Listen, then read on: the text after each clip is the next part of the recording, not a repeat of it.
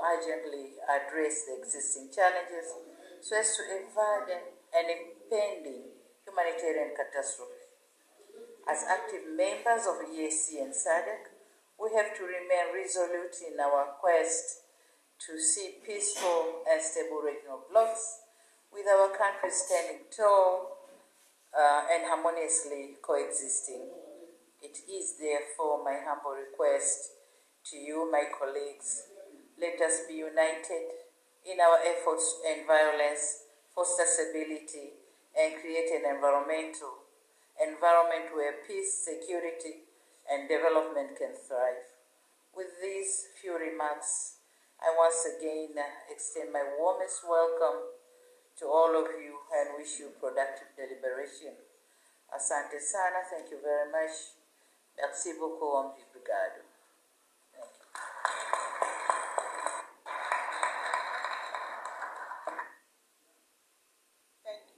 Thank you, Your Excellency, President of the United Republic of Tanzania.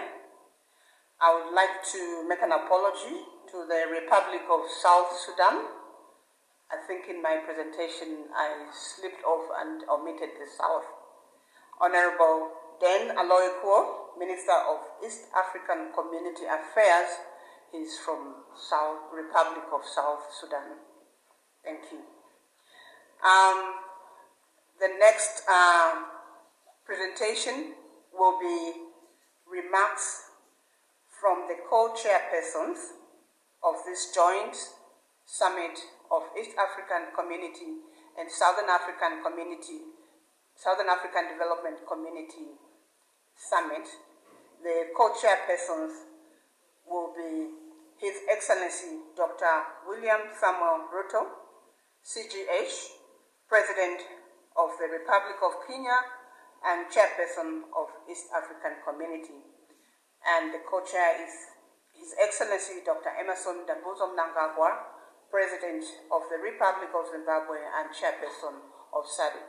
So we're going to start with remarks from His Excellency Dr. William Samuel Ruto, CGH, President of the Republic of Kenya and Chairperson of the East African Community. Their Excellencies will deliver their remarks from that podium.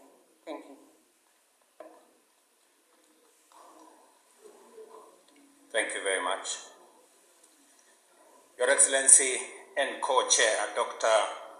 Emmerson Dambuzo Mnangagwa, Chairperson of SADC and President of the Republic of Zimbabwe, Excellencies, Heads of State and Government of the East African Community and SADC member states, Ministers responsible for Foreign Affairs and External Relations of EAC and SADC, Secretary Generals of SADC and EAC, distinguished delegates, esteemed guests, ladies and gentlemen, I will take this very early opportunity to sincerely thank my dear sister, Excellency Dr. Samia Suluhu Hassan, President of the United Republic of Tanzania, for hosting this joint summit. After extensive consultations, when I requested her to host this summit, without hesitation, she offered these excellent facilities for us to engage in this exercise. My dear sister, thank you very much. We're truly grateful.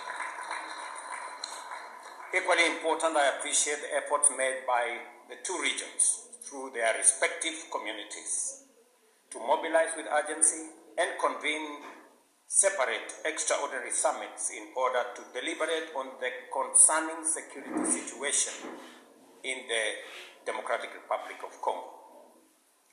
Excellencies, together,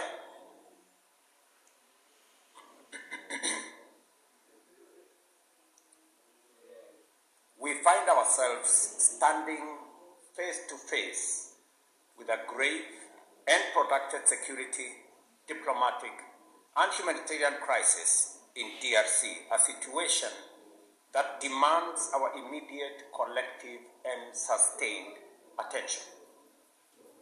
The East region of DRC has been engulfed in a devastating conflict for over 2 decades now, and this tragedy has claimed thousands of lives, displaced countless civilians, inflicted unbearable suffering and loss, and set back the development momentum of one of the most promising countries in the world.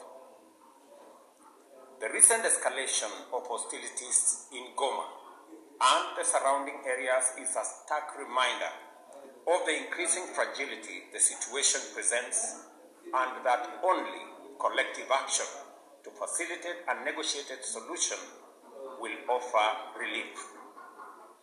Today, we join together in order to reiterate our calls to the parties to this tragic conflict to immediately cease hostilities and take positive action to allow meaningful dialogue aimed at restoration of stability.